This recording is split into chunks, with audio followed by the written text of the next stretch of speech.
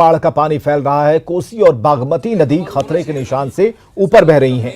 सदर प्रखंड के छमसिया, बुजखसका समेत कई गांवों के लोगों का साधन नाव बन गया है। बाढ़ पीड़ित नेताओं के झूठे आश्वासन से काफी खफा हैं। बाढ़ पीड़ितों से बात की हमारे सहयोगी दिग्विजय ने। इस समय हम खड़े हैं खगड़िया के उत्तरी मारर गांव में, जहां पर ये हम दिखाना चाह रहे हैं आपको कि जो बागमती नदी है वो खतरे के निशान से ऊपर बह रही है, जिसके कारण एक बार फिर से इन बाढ़ पीड़ित लोगों को जो है सो परेशानी बढ़ गई है। नाव से ये लोग आवागमन कर रहे हैं। ये आप देख सकते हैं, जो छमसिया से लेकर के कई इलाके के लोग हैं जिनका एकमात्र सहारा नाव ही बचा हुआ है आवागमन करने के लिए।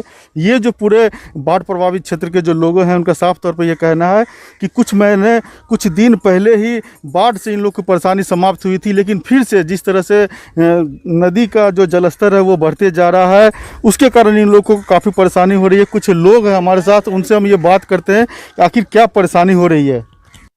एकदम बाढ़ पीड़ित के इलाका है, हम लोग को बहुत दिक्कत होता है। राशन पानी लाने में भी बहुत दिक्कत होता है। हाट बाजार करने में अभी भी 50 रुपया लगता है आने जाने को।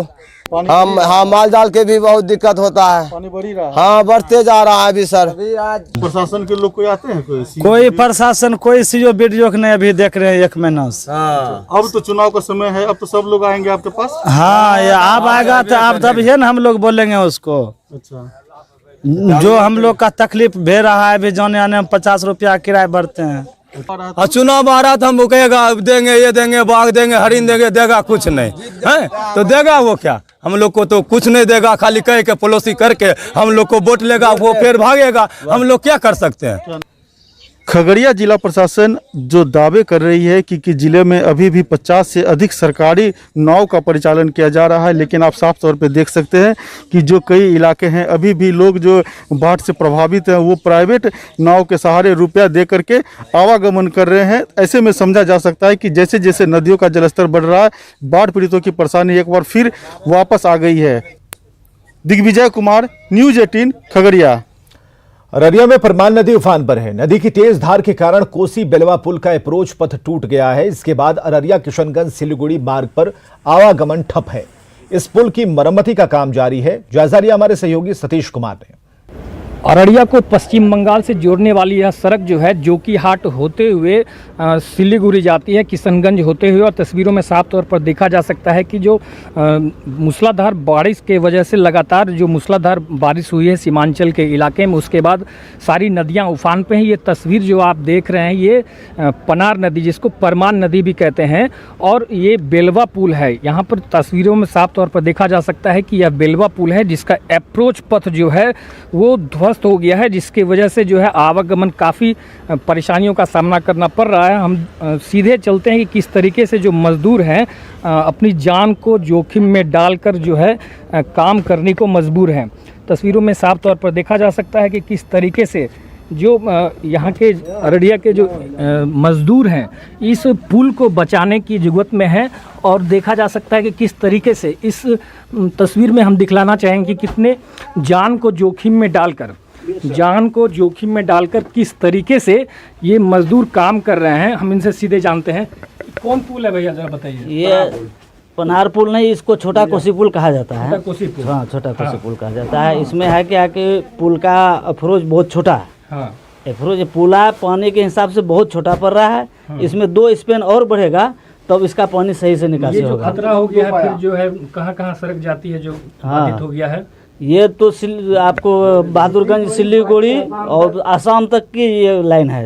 एक मेन लाइन है, बंद हो गया है। बंद हो गया पूरा। कब तक चालू होने का उम्मीद है? ये कल चालू हो जाएगा। कल चालू होगा? हाँ, कल चालू हो जाएगा। क्या लगता है किस तरह इसके जान को जोखिम में डालकर कैसे काम कर पा रहे हैं आप तो नहीं कीजिएगा तो फिर इतना ट्रैफिक बाधित है, आप जान तो जोखिम में डाल करके काम तो किसी तरह से करना ही होगा। ये है, इंजाम देना है। क्या नाम हुआ? हमारा नाम अब्दुल वहाब है। तो तस्वीरों में साफ तौर पर आपने देखा कि जो मजदूर हैं जान को जोखिम में डालकर ये अररिया से सीधे जो पश्चिम बंगाल जो सड़क जाती है, ये कोसी पुल जिसको बेलवा पुल भी कहते हैं, उसको बचाने की जुगत में है। सतीश कुमार, न्यूज़ 18 अररिया। और छपरा में भी बाढ़ ने एक बार फिर वापसी की है और इस बार मशरक प्रखंड के 9 पंचायत में गंडक का पानी भर गया है। चंदेश्वर मोड़ के पास SH-73 और SH-90 पर लबालब पानी है। बाढ़ पीड़ितों का कहना है कि इस साल दूसरी बार बाढ़ आने से उनका सब कुछ बर्बाद हो गया और अभी तक सरकार की तरफ से कोई मदद नहीं मिली।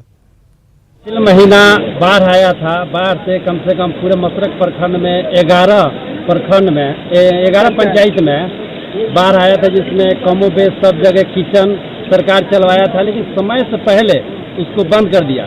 फिर पानी सूख गया। पानी सूखने के कारण अपने अपने घर में लोग आ गए। उसके बाद फिर से बारिश शुरू हुआ। बारिश शुरू होने के बाद गोपालगंज गंडक नदी के बांध टूट गया। खबर दरभंगा से, जहां के ऐतिहासिक भोलेनाथ मंदिर के चारों तरफ पानी भरा है। कई महीने से ऐसे हालात हैं जिससे भक्त पूजा नहीं कर पा रहे।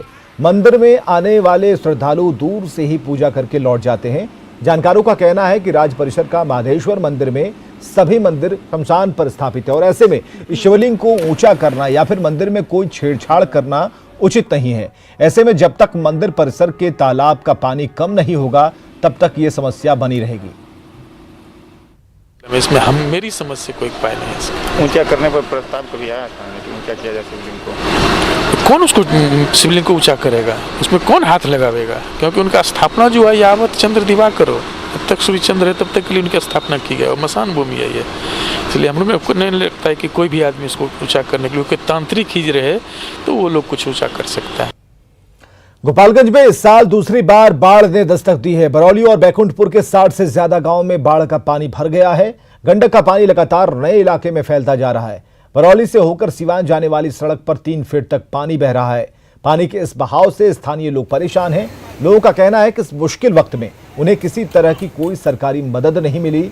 आपको बताएं कि इससे पहले गंडक नदी में बहाव तेज होने के बाद 23 और 24 जुलाई को 11 जगहों पर बांध टूटे थे। उसके बाद इस महीने बरौली और बैकुंठपुर में 2 जगहों पर बांध टूटा। बार बार बांध टूटने से हालात मुश्किल हो गए हैं। कम से कम 1 फुट पानी है हमारे घर में और कुछ मिलता भी नहीं। कोई यहाँ अधिकारी नहीं आता है यहाँ जोहने के लिए। ये तीसरा बार हो गया पानी। ग्राम चैनपुर हुआ और ये सड़क है सराफरा सिवान, जिसमें आपको सलोना से लेकर और काहला तक जान जोखिम में डाल लगभग 3 फीट की ऊंचाई में पानी बह रही है कहीं कहीं, और बहुत भयावह स्थिति हो गई है। पहले से भी ज़्यादा भयावह स्थिति हो गई है। और आगे देखिए अपना बिहार।